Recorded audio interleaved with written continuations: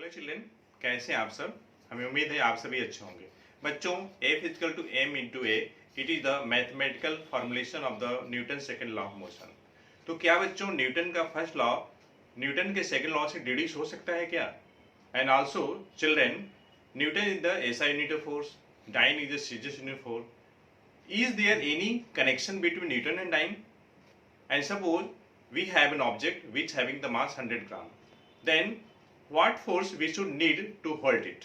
तो बच्चों, in this video lecture we will discuss about the deduction of Newton's first law of motion from the Newton's second law of motion, relationship between Newton and dyne, and how can we feel a force of 1 Newton.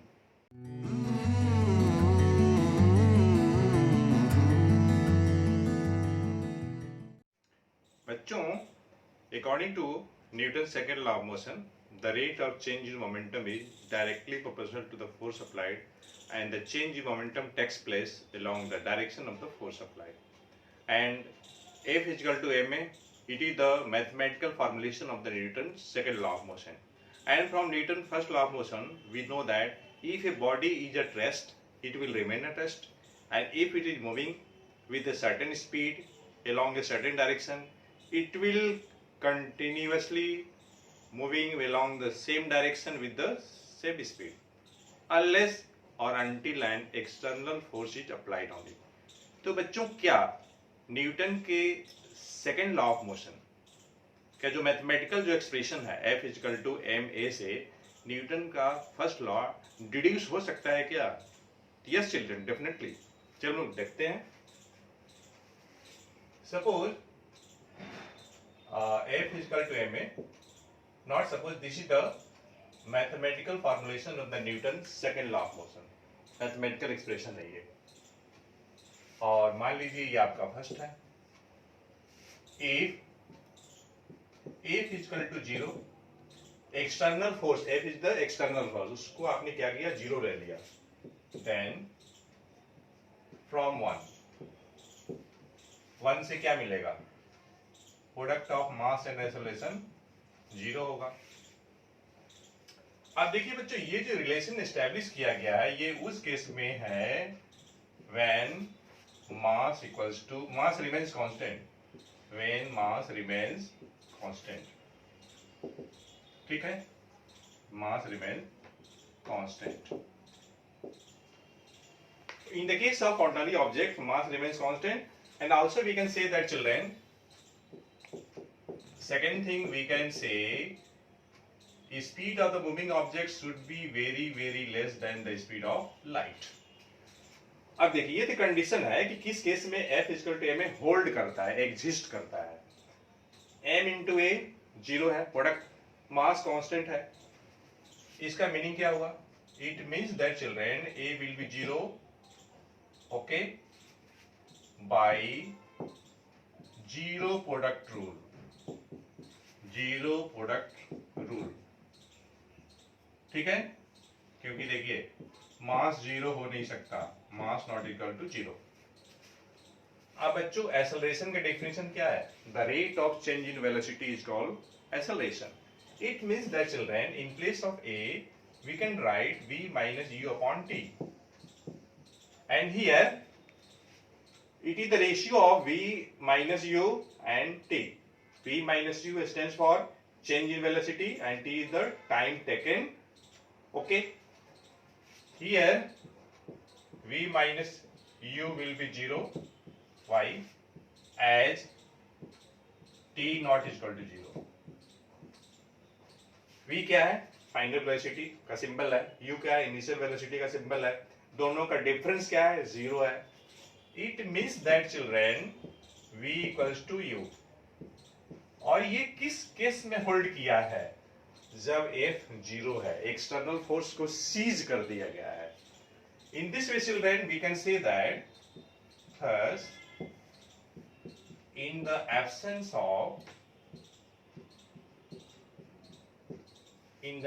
of an external force, in the absence of external force,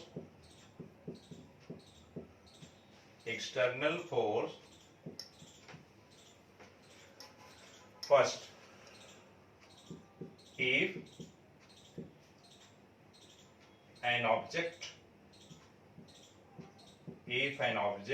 is at rest, it will remain at rest. Second, if an object is moving with certain speed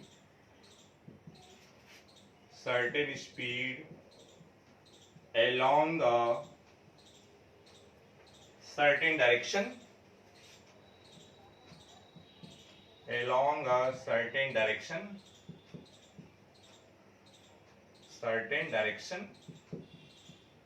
it will continue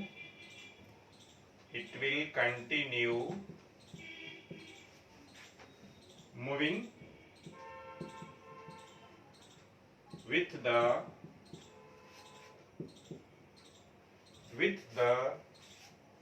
same speed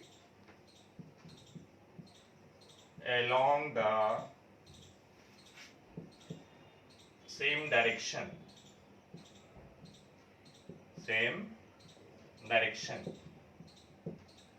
और आपको ये पता है, this is also called Galileo law of inertia.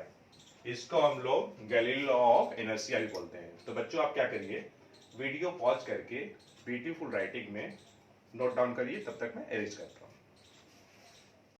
बच्चों, as we know, newton is the SI unit of force and dyne is the CGS unit of force. Now we will discuss the relationship between newton and dyne. तो चलिए बच्चों start करते हैं। तो suppose कर लीजिए कोई बॉडी है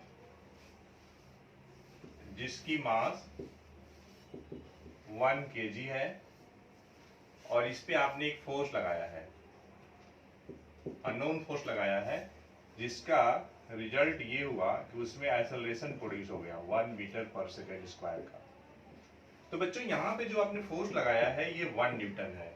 इस तरीके से 1 newton can be written as 1 kg into 1 metre per second square.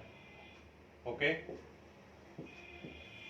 अब देखिए, अगर हमारे पास एक दूसरी ऑब्जेक्ट है जिसकी मास 1 ग्राम है और इस पे हमने एक अननोन फोर्स लगाया स्मॉल एफ, जिसका रिजल्ट ये हुआ कि इसमें एक्सेलरेशन प्रोड्यूस हुआ 1 सेंटीमीटर पर सेकेंड स्क्वायर का। तो यहाँ पर जो एफ है small F, that is 1 dine.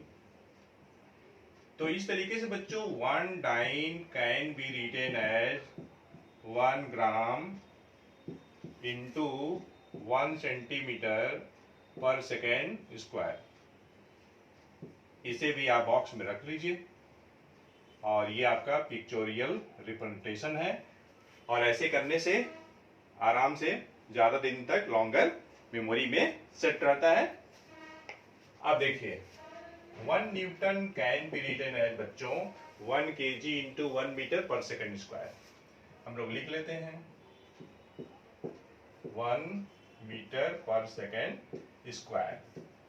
In place of 1 kg 1000 gram, in place of 1 meter per second square 100 centimeter per second square। ये देखिए 1000 10 to the power 3, 100 10 to the power 2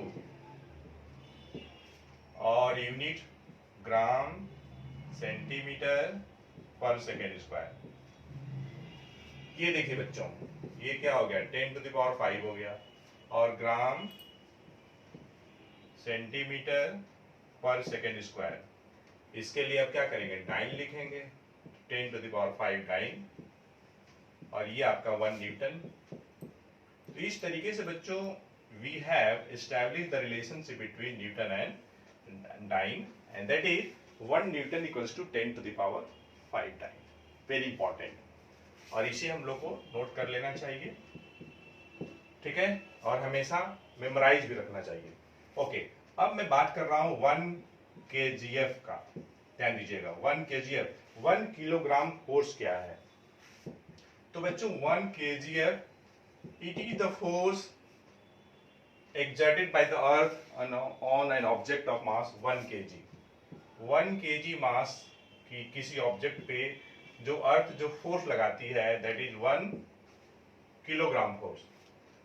और अगर यहाँ पे बच्चों हम ये G stands for acceleration due to gravity, याद रखिएगा, यहाँ G स्मॉल g मतलब ग्राम नहीं है, this is the acceleration due to gravity. अगर ये हम 9.8 रखते हैं metre per second square, already we know that children the value of G varies from place to place. तो ये देखिए कितना आ जाएगा, ये आपका आ जाएगा 1 इंटू 9.8, तो 9.8 आ जाएगा। और ये देखिए kg metre per second square, और kg metre per second square के लिए न्यूटन है, तो हम लोग को मिल जाएगा 9.8 न्यूटन किसके जगह पे, 1 kgf के जगह पे, ठीक है। अब ध्यान दीजिएगा, अगर G की value 10 metre per second square ले ली जाए तो 1 kgf क्या हो जाएगा, 1 kg इंटू स्मॉल g के जगह पे आप रख दीजिए 10 मीटर पर सेकेंड स्क्वायर, तो ये आपका आ जाएगा 10 न्यूटन आ जाएगा। हमारे पास रिलेशन क्या आया, 10 न्यूटन किसके बराबर, 1 kgf के बराबर आया। आप यहां से 1 न्यूटन निकाल लीजिए, तो 10 से डिवाइड करिएगा, 1/10 मीन्स 0.1 kgf। अब देखिए 1 kg की जगह पे अगर 1000 ग्राम रख दें तो ये आपका आ जाएगा 100 gf आ जाएगा। तो इस तरीके से बच्चों हम लोग को क्या मिला, 1 newton equals to 100 gram force मिल गया। ध्यान दीजिएगा, वेरी इंपॉर्टेंट रिलेशन, ये भी नोट करने वाला है, ठीक है। अब मैं क्वेश्चन आपको बता रहा हूं, क्वेश्चन ये है, how can we feel a force of 1 newton. कैसे हम 1 न्यूटन का फोर्स फिल कर सकते हैं, तो देखिए मैं आपको बता रहा हूं। सपोज कर लीजिए कोई ऑब्जेक्ट है, मान लीजिए यही ऑब्जेक्ट है, इसका मास कितना है, 100 ग्राम है, तो इसको होल्ड करने के लिए जितना हम फोर्स लगा रहे हैं दैट इज 1 न्यूटन। तो कैसे कहेंगे, 1 newton is the force to hold an object of mass 1 kg, sorry 100 gram on our palm. 100 gram mass के ऑब्जेक्ट को होल्ड करने के लिए जितना हम फोर्स लगा रहे हैं दैट इज 1 न्यूटन। तो बच्चों हमें उम्मीद है इस वीडियो लेक्चर में जो भी हम लोग डिस्कस किए आपको अच्छे से समझ में आ गया होगा बच्चों। Thanks for watching the video lecture.